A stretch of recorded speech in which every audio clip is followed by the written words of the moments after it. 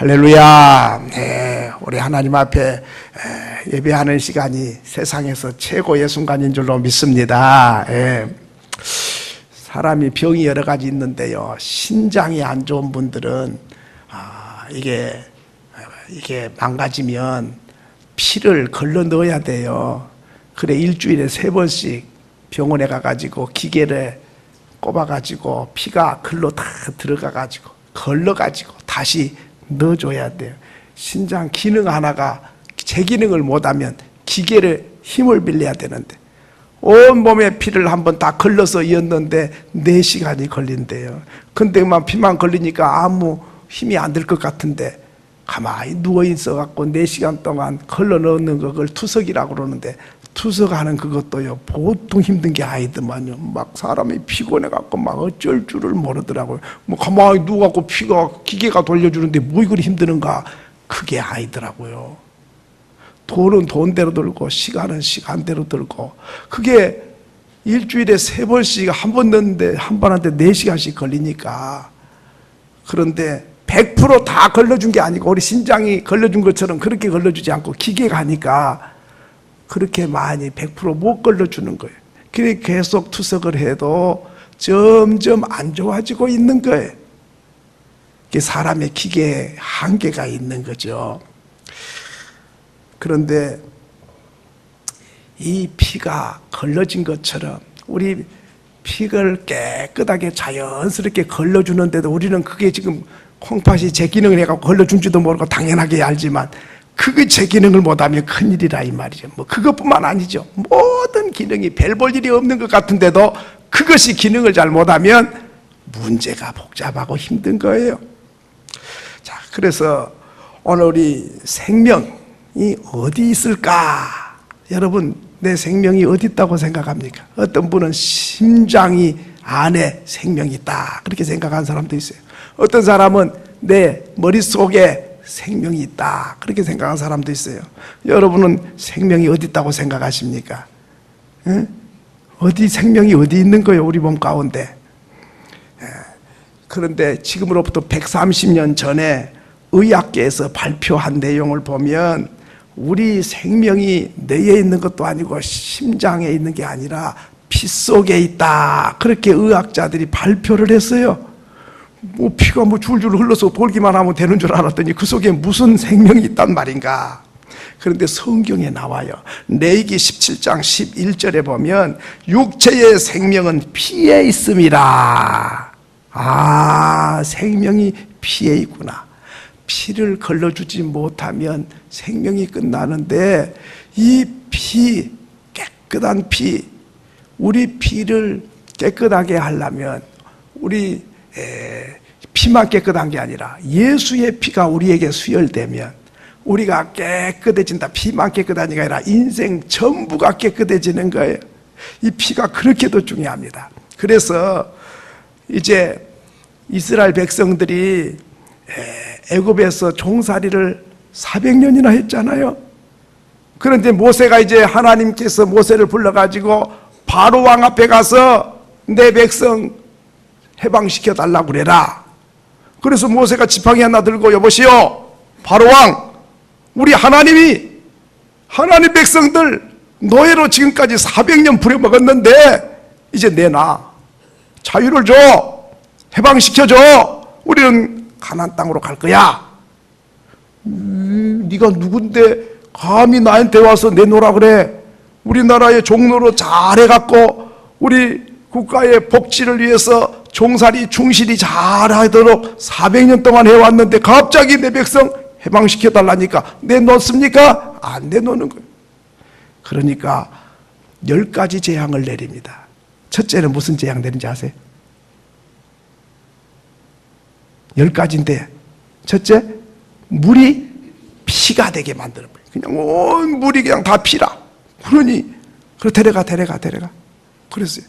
그러더니 다 피가 맑아져서 물이 다시 되니까 못 줘, 못 보내. 또 이렇게 참 화장실 갈 때 마음하고 올 때 마음하고 달라요. 그래가지고 딱 못 가게 하는 거예요. 그 다음에는 또 개구리가 온 들판에 막 가득히 쌓였어요. 안방에까지 막 개구리가 막 들어오고 밥그릇까지 막 개구리가 올라오니까 그러니까 데려가라고. 그래서 개구리 다 없애주니까 못 나가 또 그러는 거예요. 그 다음에는 또 이가 온몸에 달라붙어가지고 이가 얼마나 극적거리고 뜯어먹는지 그냥 못 견뎌. 그냥 잠시도 못 견뎌. 데려가 자유를 준다. 데려가. 이가 다 없게 만들어 놓으면 못 가. 이렇게 된 거예요. 그 다음에는 또 파리떼가 그냥 득실거려가지고 막 온 천지가 파리예요. 못 견뎌요. 그러니까 또 데려가라. 그래서 파리를 다 없애주면 또 못 가. 이러대. 야, 이 인생의 마음이 이렇게 변덕을 부려요. 그 다음에는 또 질병이 막 퍼져갖고 짐승이고 사람이고 막 질병에 걸려서 죽어가니까 가축들이 막 쓰러지니까 데려가라. 가라. 또 다 낫게 해주니까 못 가. 이렇게 돼. 그 다음에는 또 독종이 퍼져가지고 그냥 사람들이 막 쓰러지니까 아이고 데려가. 가라고 다 가라. 그래서 다 없게 해주면 또 못 가. 야, 참 세상에. 그 다음에는 또 우박이 떨어지는데 막 우박만 떨어지니까 불도 막 우박처럼 떨어졌어요. 우박하고 불하고 같이 떨어졌어요. 그것이 출애굽기 9장 24절에 나오죠. 그래가지고 농산물이 그냥 우박이 떨어지고 불이 떨어져 버리니까 농사가 전부 다 폐농이 되는 거예요. 그러니까 데려가라. 그래서 또 다 없게 하면 또 못 가. 참 희한한 사람이죠. 그 다음에 또 메뚜기가 나타나가지고 그냥 농산물 다 먹어치우는 거예요. 메뚜기가 뭐 한두 마리가 아니고 하늘을 덮어버리는 거예요. 그래가지고 그냥 모든 식물 다 뜯어먹어버려. 그러니까 또 데려가라고. 그래 메뚜기 없게 해주면 또 못 가. 참 세상에. 그 다음에 또 이번에 대낮인데도 깜깜한 흑암이 매갖고 한밤중처럼 대낮인데 어두워져 버린 거예요. 그러니 코앞이 안 보이잖아요. 막 공포에서 휩싸이니까 데려가라.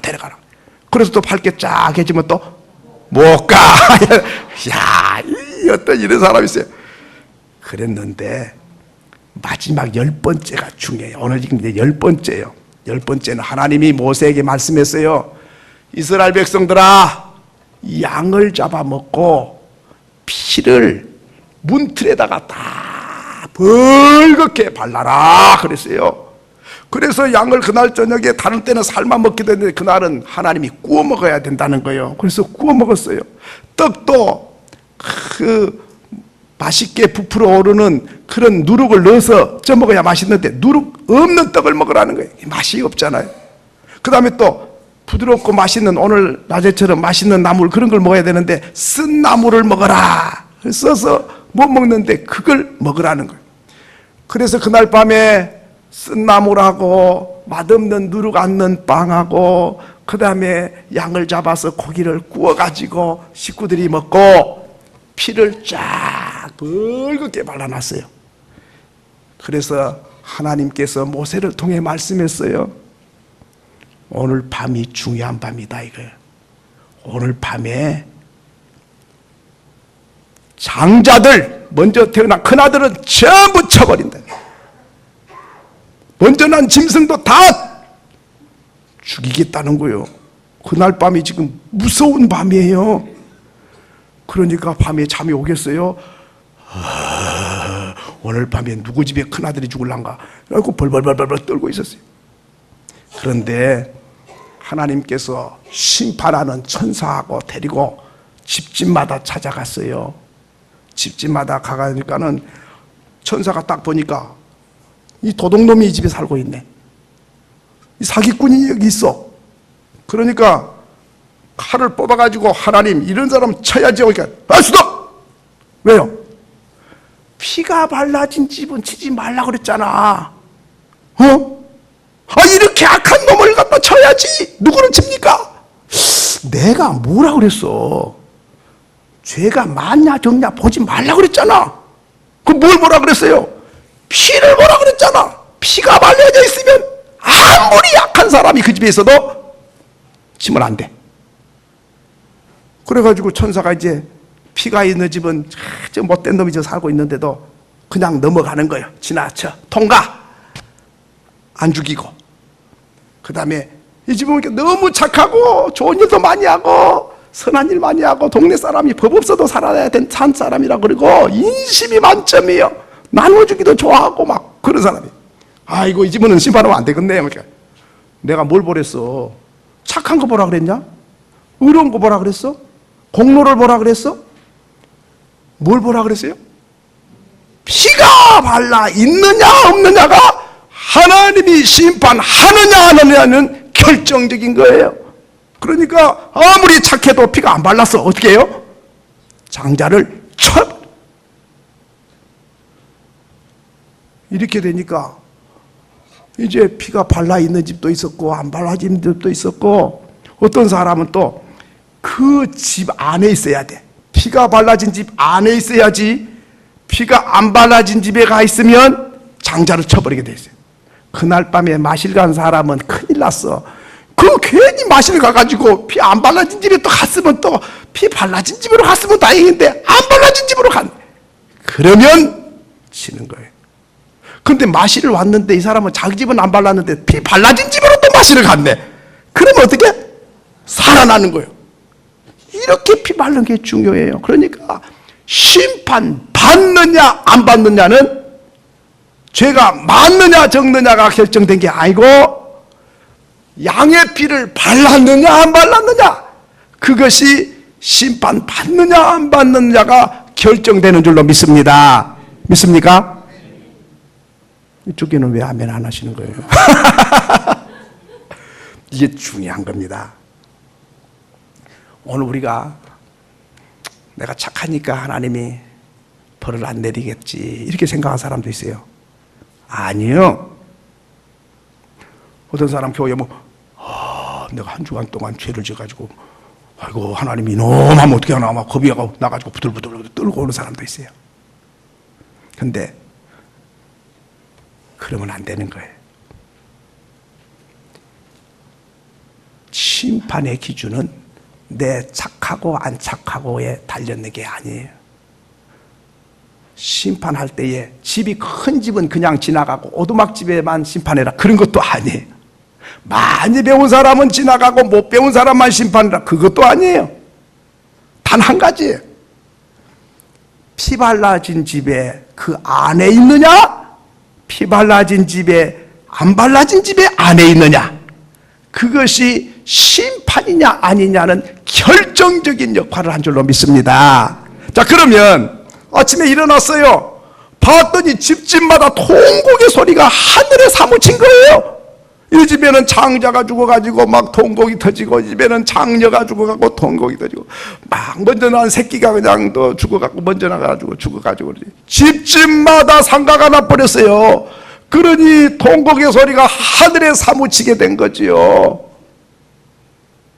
그런데 생각해 본 거예요. 나는 자기 주제를 알잖아요. 내가 죄 많은 것도 알잖아요. 내가 못된 사람인 걸 자기가 자기 죄를 알잖아요. 그런데 심판을 안 받았단 말이죠. 그런데 가만히 보니까 저 집에는 참 착한 사람인데도 심판을 받았더라니까. 그러니까 너무너무 하나님 앞에 나 같은 죄인을 어떻게 심판 안 하셨을까? 내가 무슨 착한 구석이 있다고 심판 안 하셨을까? 저 집은 나보다 훨씬 착하고 좋은 일 많이 하는데 저 집은 장남이 죽었네. 이 사건을 알게 되면서 이유가 뭐요? 이유가 착해서? 선해서? 의로워서? 아니에요. 양의 피가 발라진 집에 안에 있었다는 그 이유 한 가지 때문에 심판을 안 받고 그냥 심판을 통과하게 해서 넘어갔다는 뜻으로 유월절이라 그렇게 말할 줄로 믿습니다.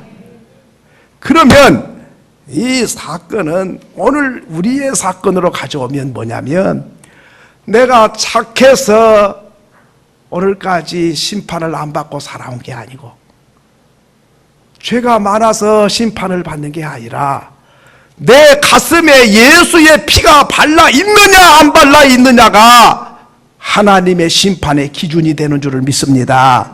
우리가 천국 문 앞에서도 마찬가지예요. 아무리 죄가 많아, 예수님과 함께 십자가에 매달렸던 강도처럼 살인자요, 그 사람은 사형에 처하는 사람이, 그래도 나와 함께 낙원에 있으리라. 그 죽기 전에 예수 영접해서 예수의 피로 내 가슴에 발라 있었기 때문에 그 사람은 바로 낙원으로 가는 거예요. 그런데 바리새인들은 내가 의로워, 내가 착해, 다 죄인들이야, 나같이 의로운 사람은 없어, 이렇게 생각했던 바리새인들은 예수님께서 창녀나 세리보다 너희가 먼저 지옥에 가 있으리라 그래요. 그렇기 때문에 오늘 우리는 기억해야 됩니다. 예수의 피가 내 가슴에 발라 있느냐 안 발라 있느냐, 이것으로 죄는 많아. 그런데 십자가의 보재기를 덮어놓고 너 죄 없어, 너는 의인이야, 이렇게 말씀하시는 거예요. 이 비밀을 세상 사람이 어찌 알겠어요? 내가 착한데 왜 이런 심판을 받아야 돼? 항의할지 몰라도 의인은 없나니 한 명도 없고, 사람이 볼 때는 조금 어려운 것 같지만은 죄 없는 사람이 한 명도 없기 때문에 예수의 십자가로 발라졌느냐 안 발라졌느냐, 그러면 대문 앞에 문틀에다가 이렇게 벌겋게 양피를 발라놔가고 그 안에 있으면 통과했다 그 말이죠. 오늘날로 말하면 이건 십자가가 세워진 교회를 말합니다. 십자가가 왜 세웠습니까? 예수의 피를 흘려 세웠다는 뜻 아닙니까? 그러므로 이 교회에 들어와서 예수 만나야 그 사람은 구원을 받고 심판을 면한다 그 말. 그래서 교회 밖에는 구원이 없다 그런 거예요. 그렇기 때문에 오늘 우리가 이 교회에 나오는 게요, 피가 발라진 집 안에 들어와 있는 사람이기 때문에, 아무리 이 안에는 죄가 있는 사람도 있고 허물이 있는 사람이 있어도 하나님의 심판 기준은 피 발라진 집 안에 있느냐 밖에 있느냐가 결정적인 것처럼 교회 안에 있느냐 밖에 있느냐가 그렇게도 중요합니다. 저와 여러분은 피가 발라진 교회 안에 들어와 계신 줄로 믿습니다. 이걸 세상 사람이 어찌 아냐 이 말이죠. 세상의 기준으로 보니까 교회 다닌 사람 도둑놈도 많고 교회 다닌 사람이 사기꾼도 많고 어쩌고저쩌고, 물론 그런 게 있어요. 그렇지만은 하나님은 도덕 기준으로만 보는 게 아닙니다. 하나님은 윤리를만 보는 게 아닙니다. 윤리와 도덕도 중요하지만 그보다 더 중요한 게 뭐냐? 피가 발라 있느냐, 예수 피가 발라 있느냐 안 발라 있느냐, 이것을 보시고 결정하는 줄로 믿습니다. 그렇기 때문에요, 여러분, 우리가 구원받은 게 뭐예요? 내가 착해서 구원받습니까? 내가 착한 일 많이 하니까 복 받았지, 내가 못된 일 많이 해가지고 그러니까 하나님이 나 같은 건 버릴 거야, 나는 쓸모가 없어. 그 사람은 뭘 잘 몰라. 아직 알긴 아는데 다 한 게 아니에요. 여러분 생각해 보세요. 이 예수의 피로 덮어 있어 갖고 살았지 착해서 그 집 안에 있어서 산 게 아니거든요. 그러면 예수의 피가 아니면 구원받을 수가 없고, 예수의 피면 어떤 죄인도 구원받을 수 있다 하는 것을 강조해 주고 있는 것입니다. 자, 그러면 오늘 우리가 이 사실을 믿으면요, 우리가 기도가 달라져야 돼요. 왜 달라져야 되냐? 보세요. 내가 죄를 이만큼 지었어요. 그렇게 교회에 왔어요. 하나님 앞에 이렇게 죄를 많이 짓고 왔어. 하나님 벌 받으면 어떻게 하나? 아이고 무서워라. 하나님, 나는 죄가 많아요. 죄가 많아요. 어떤 사람은 죄가 너무 많다고 생각하니까 아예 교회도 안 와. 그냥 아예 무서워가지고. 그 사람은 가룟 유다과에 속한 거예요. 가룟 유다는 예수를 팔아먹고 죄가 많아. 나 같은 건 구제불능이야. 하나님도 용서 안 할 거야. 그래갖고 자살해버린 거 아니에요. 그건 뭘 몰라도 한참을 자기 죄가 많은 것도 알았어요. 하나님이 심판한 것도 알았어요. 근데 모르는 게 하나 있었어요. 뭘 몰랐어요? 예수의 피면, 하나님을 보고 내 죄만 보면 나는 벌 받아야 마땅해. 그러나 내 죄를 보고 하나님만 보는 게 아니라 내 죄를 보고 십자가를 보고 피를 보고 하나님을 보는 거예요. 그러면 아침에 일어나가지고 이 집에서 통곡의 소리가 나오고 저 집에서 상가 나가지고 통곡하고 집집마다 통곡의 소리가 나는데 우리 가족이 아무 이상이 없이 다 살아났어요. 그러면 내가 어려우니까 살았다, 내가 착한 일 많이 했더니 살았다, 그 사람이 바리새인이에요? 그게 아니에요. 예수의 피를 발라주었기 때문에 내가 살았다. 그러면 예수의 피로 주님이 덮어놓고 나를 죄 많은데 죄 없다, 다 주님이 씻어서 내가 죄가 없다, 그 사실을 믿으니까 입이 10개라도 할 말이 없고 주님 앞에 무릎을 꿇고 주여 왜 은혜입니까? 나 같은 죄인을, 심판받아야 마땅할 죄인을 피로 발라가지고 나를 통과하시고 죽음에서 건져주셨으니 무엇으로 그 은혜를 다 보답해야 되겠습니까? 내 의로움과 공로를 말한 게 아니라 예수의 피 때문에 살아난 걸 알고 예수를 보내서 나를 살리려고 피 흘려 죽이신 것을 알면 그 은혜를 뭘로 다 보답해야 될까요? 이 고백이 있어야 돼요. 그러면 우리가 이제 기도합니다. 자, 집사님 기도하세요, 장로님 기도해 주세요. 그러면 하나님 죄만 짓다가 하나님께 왔습니다, 용서해 달라고 그 기도도 물론 해야 되겠죠. 그런데 놓치는 기도가 있어요. 무엇을 놓치고 있습니까? 나 같은 죄인을 주님의 보혈로 덮으시고 나를 의롭다고 하신 주님, 그 은혜를 뭘로 다 보답할까요? 내가 살아있는 것은 피 때문에 살았습니다. 예수 십자가 때문에 내가 용서받았습니다. 예수 십자가 때문에 내가 심판을 면했습니다. 예수 십자가 때문에 내가 구원받았습니다. 저 사람보다 내가 더 악한데도 저 사람을 심판받았는데 내가 심판받은 것은 주님의 십자가 때문입니다. 그 은혜를 어찌다 보답할 수 있겠습니까? 이 감격이 있고 용서받은 확신이 있고 그 은혜를 어떻게 하면 보답할까요?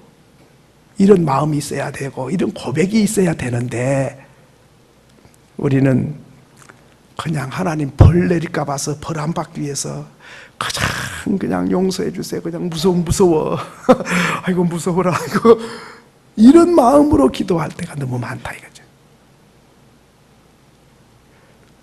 용서받은 기쁨과 확신 가지고 그 십자가의 보혈 때문에 내가 살았다고 하는 것 때문에, 그 감격 때문에 우리가 주님 오늘까지 살아온 것도 은혜였고 앞으로도 하나님이 그 보혈 때문에 나를 의롭다고 하신 거 아닙니까?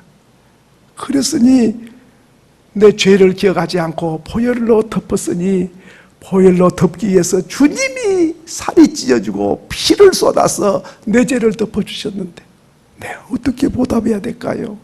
내 남은 여생 어떻게 살면 좋을까요? 무엇으로 다 보답할 수 있을까요? 이런 고백들이 우리 기도 속에 있어야 안 되겠습니까?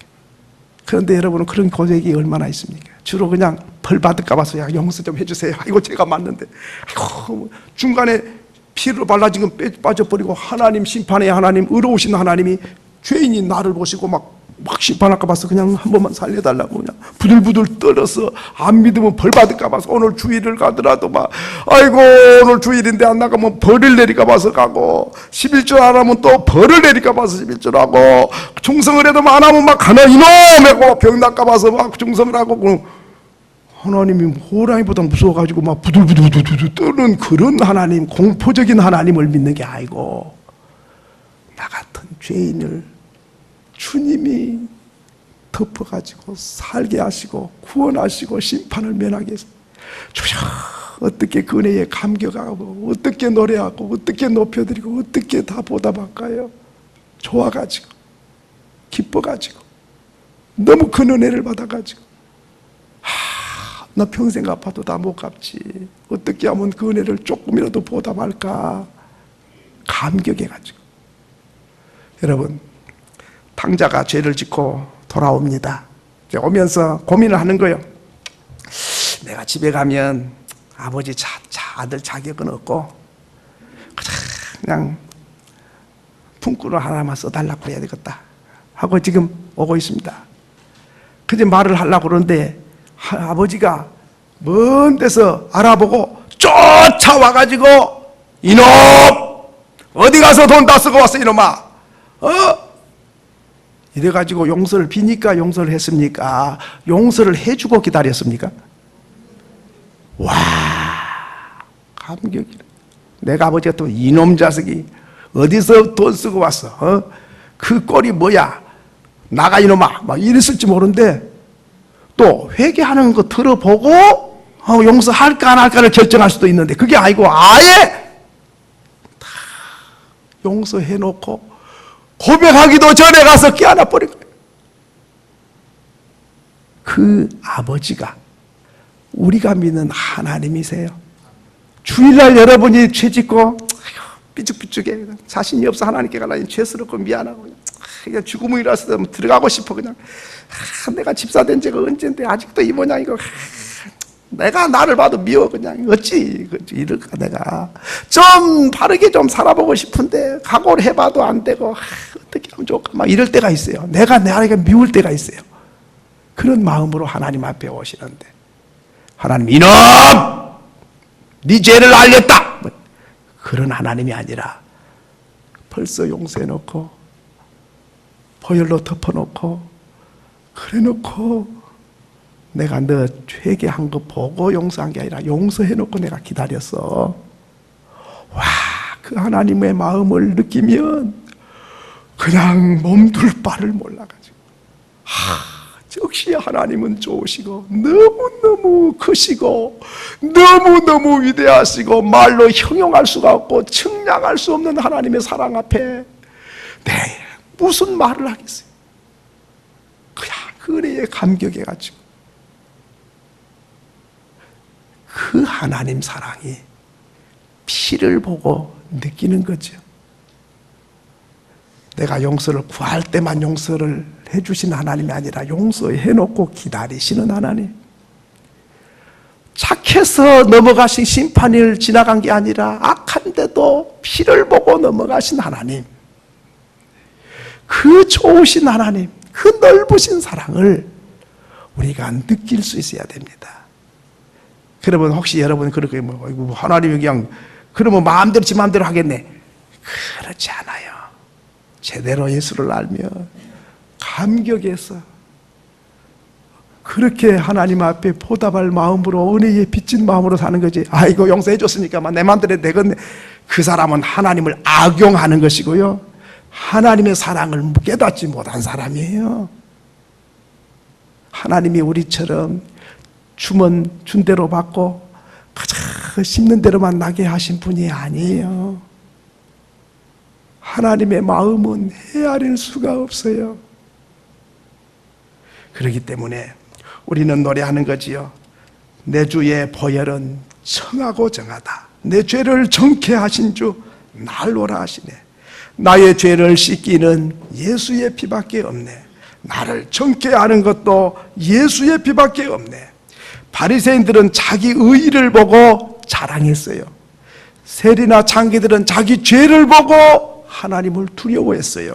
그러나 성도는 내 죄도 보고 하나님이 심판할 것도 보지만은 예수의 피로 덮여 있는 걸 보고 사는 사람입니다. 예수의 피가 있어요. 우리 가슴에 예수의 피가 적셔 있어요. 우리 가정의 문설주에 예수의 피가 적셔 있어요. 우리 교회 앞에 예수의 피가 덮여 있어요. 그렇기 때문에 그 피를 보고 우리를 의롭다고 하시고 우리를 구원하시고 심판을 하지 아니하시고 지나치게 됐다. 그런데 그 피가 있느냐 없느냐가 중요한 것이지 조금 얼마나 선하냐 덜 선하냐 그것이 심판의 기준이 아니라는 사실입니다.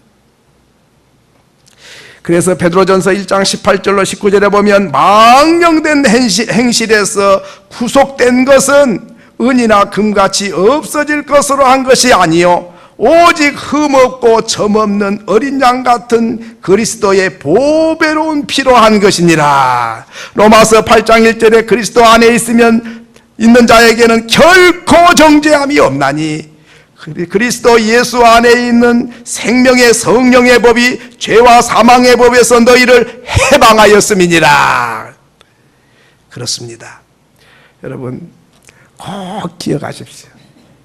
내 죄를 기억하십시오. 그리고 심판한 하나님도 기억하십시오. 그러나 더 기억하고 있지 말아야 할 것은 예수의 피로 덮어서 심판을 면하게 하신 하나님의 사랑을 절대로 놓치면 안 됩니다. 아무리 허물이 많고 죄가 커도 주의 보혈로 덮지 못할 죄가 없어요. 저와 여러분은 주의 보혈로 덮어졌습니다. 그렇기 때문에 심판은 있을 수가 없어요. 혹시 정신 차리라고 깨달으라고 해초리 하나 정도는 있을 수가 있어요. 그렇지만은 결정적인 심판해버리는, 장자를 쳐버리는, 생명을 끊어버리는 그런 일은 있을 수가 없어요. 하나님의 약속 따라 볼 때 그럴 수가 없어요. 그렇기 때문에 하나님의 사랑, 내 죄보다 더 크신 하나님의 사랑, 측량할 수 없는 하나님의 사랑, 예수의 피로 덮어놓고 의롭다고 하시는 예수의 피를 기억하고 그 사랑 속에서 고백하고 감격 속에 살아가시는 저와 여러분이 될 수 있기를 소원합니다. 소원합니다.